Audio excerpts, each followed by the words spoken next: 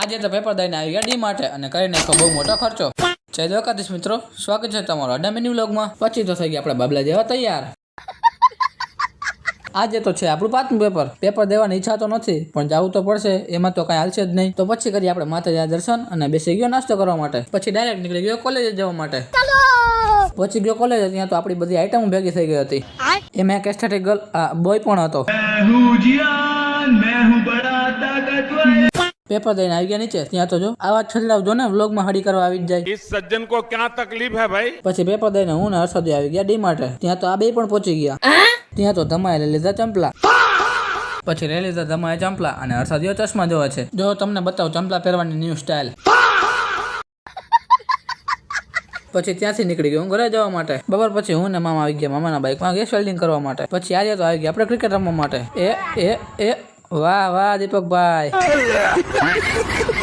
આજનો મિલ્યું આ જ તો કરીએ, મળીએ કાલે, ત્યાં સુધી જય જય દ્વારકાધીશ।